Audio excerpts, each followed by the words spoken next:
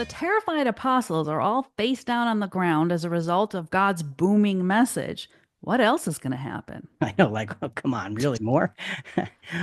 We have seen the power in this experience by virtue of the fact that Peter, James, and John were seriously afraid three different times. Mm.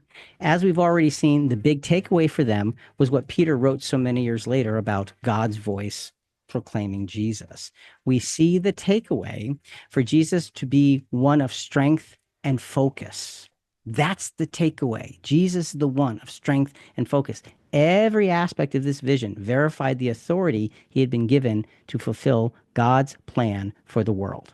So we pick up, we had the three apostles there, and they're terrified and they're face down, and there's the bright cloud, and there's this booming voice.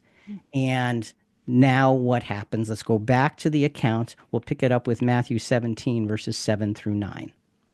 And Jesus came to them and touched them and said, "Get up and do not be afraid."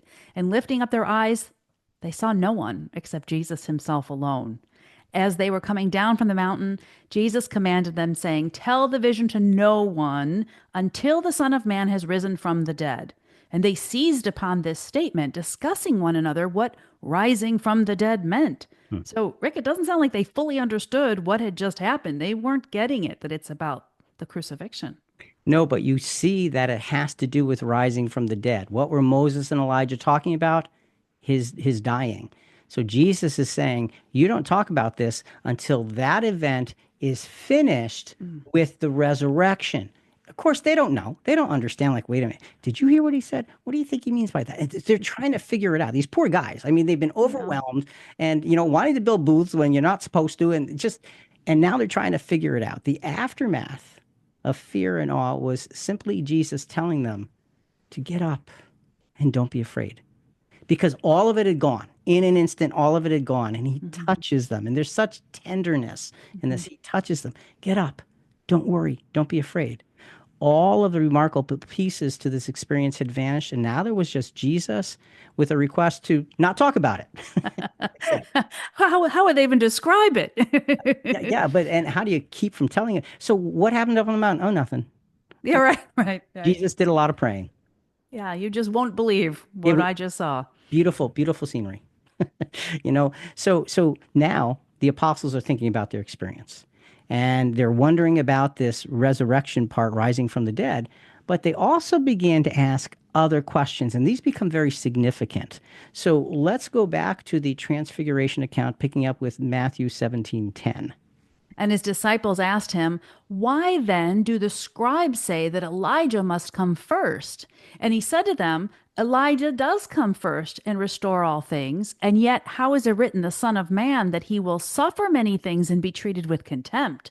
But I say to you that Elijah has indeed come, and they did to him whatever they wished, just as it is written of him." Then the disciples understood that he had spoken to them about John the Baptist. So now remember when we were talking earlier about the angel and the or the Malachi prophecy and the wicked take it by force? Yeah. What happened to John the Baptist?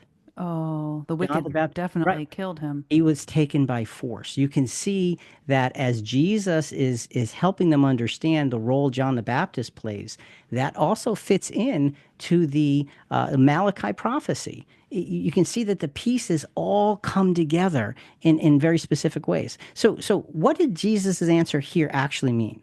Well, we read most of that from Mark. That was Mark 9:12 to 13 for most of it. The Mark rendering indicates that Elijah's coming referred to what had already happened in John the Baptist.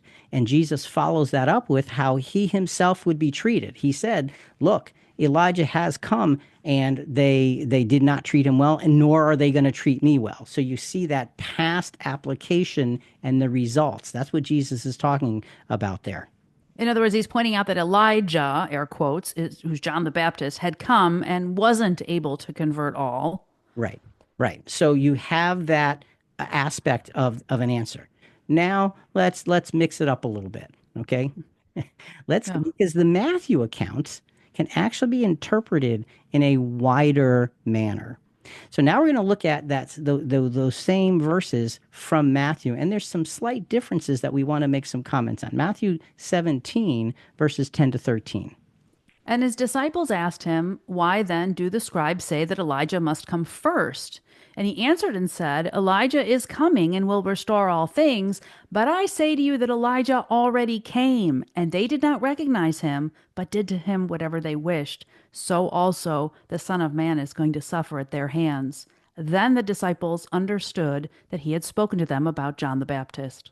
Okay, so we've got this, and in the Matthew rendering, it says Elijah is coming to restore all things. And you get the implication that Elijah has a future work. Now, Jesus already said, well, he's already come in the form of John the Baptist. Now, I want to make a point, okay? John was a representation of Elijah. He wasn't a reincarnation of Elijah or anything like that. It's very important to understand that Elijah is shown to be a prophet who motivates change. That's what we understand about Elijah. Mhm. So this indicates, well, Elijah is coming to do the work of restoring all things. And we saw in the Malachi prophecy how there was a future application. So we can see that how that could fit into the Matthew rendering.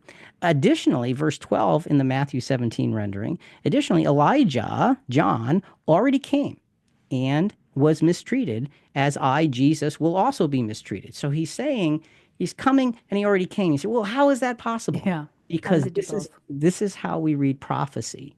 Prophecy sometimes has layered meanings, and we have to try to pay attention to get those layers.